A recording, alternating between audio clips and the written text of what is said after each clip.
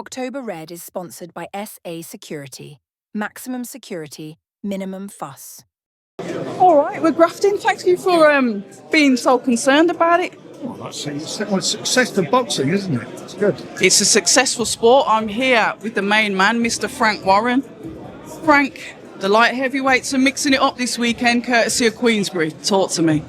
They are. We put a lot of work into it, and there's obviously more light heavyweights on our roster, and it's part of building up a big 2026 for these guys. So the winners have come through this, put themselves in a brilliant position.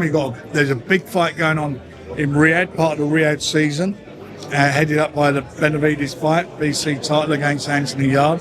All these guys are looking at. You've got Bivol and Better Beard there, so it's a real sexy time. And these fellas are all on the cusp of becoming a number one or a mandatory, and that's what they're all fighting for.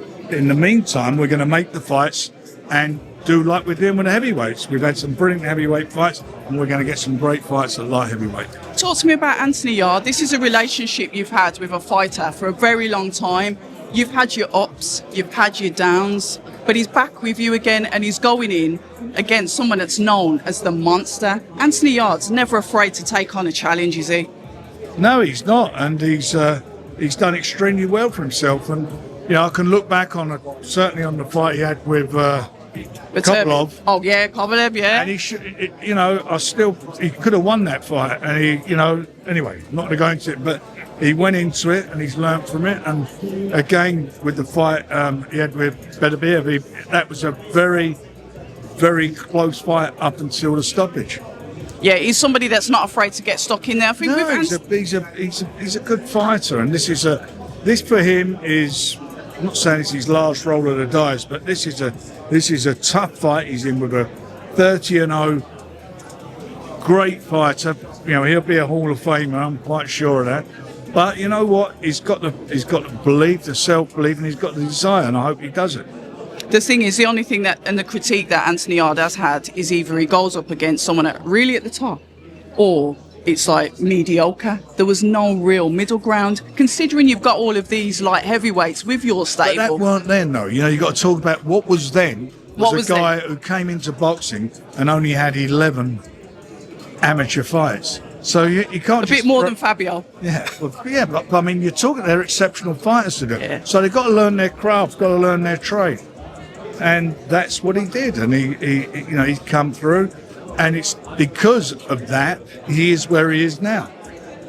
Are you looking to make this fight that everyone's been talking about for 700 years, which is Joshua Buatsi versus Anthony Yarde, the fight that's been on the tip of a lot of our tongues for years? We all talked about it for a long time. You're absolutely right. But I'll tell you what, it's no foregone conclusion. You're fighting Zach Parker, who's a very, very good fighter. And I was just talking to him when we come in, and he's up for this. This is going to be a classic, this fight. These two guys know one way.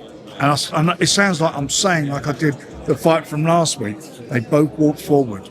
So it's going to be a good fight. I like what you did going back to last week, Frank. I like when you got all of the heavyweights on stage. It was good to see them all up there. You could see them sizing each other up. They were polite, but you could see it was almost, well, I could actually end up fighting him. I don't want to get too friendly. The idea behind pulling all the heavyweights on stage together and obviously announcing the trilogy with Dillian and Derek. Well, what we was doing was just showing, well, basically, they were all there to watch the fight, to show the depth of the talent and the fact that, we're trying to make these fights happen, and we are making them happen.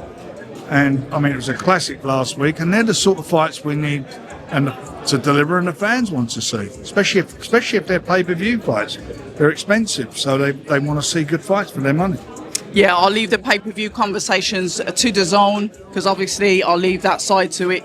It can get expensive when we've got so many fights on. I'm a DAZN subscriber. That's true. So I'd be very hypocritical to say that sometimes it doesn't hurt the pockets a little bit when I'm thinking, oh my God, look, there's another pay-per-view. Let's get it right. It's tough out there. I know how tough it is. I know how difficult it is for people.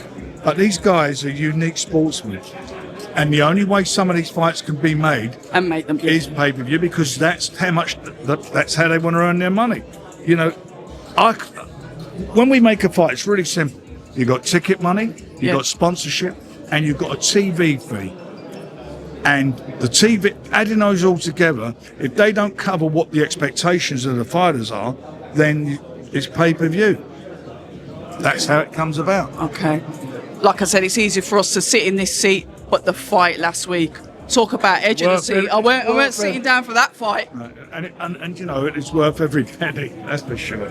What are we going to do with Fabio? Because my mind is telling me Fabio Moses. But you've got the reign. You decide who goes in with who. Gonna go for the Usyk fight. Do you think, balance of probabilities, Frank, I don't want to get too excited. Is that going to, do you think that Look, can really he happen? said before the fight he would fight the winner. And we're going to find out very quickly because the WBO have ordered it. We're in negotiation period. If we can't agree terms, it'll go to purse bid. There'll be short-term bid. If we can't agree terms, we'll be asking for a purse bid within 7 to 10 days of when we can't agree, and then that'll be it. And if he pulls out, then Fabio will be declared champion, and then he will defend his title to the next guy. And one more question. I would like to ask about, because I spoke to Al Siesta. I got Al Siesta on the channel when he announced Kubrat Pulev versus Gassiev. Now, Who was this? this Al Siesta, that's for IBA Pro. Yeah. So I had him on the channel. That fight was announced, and I'm thinking, but I said to him, what's happening? Because I thought Kubrat was fighting Moses, and he described it as a clerical error. Not a clerical error. It's written, and it was put out by the WBA. They sent it to us. So how on earth has that fight been made, Frank? I don't know, but they haven't got they have not sanctioned the fight, the WBA. I asked him to show any paperwork sanctioning the fight. Now they've sanctioned the fight that they've put out, so they've got to sort this out. We've not got to sort it out. They have to sort it out. Listen, it's always a pleasure. Thank you And for you. inviting me to your event this weekend. It's a pleasure. Ladies and gentlemen, the one and only Hall of Famer Frank Warren. I'm Abs of October Red, and we are proudly sponsored by SA UK, Maximum Security, Minimum Fuss. Frank Warren. October Red. October Red is sponsored by SA Security. Maximum security, minimum fuss.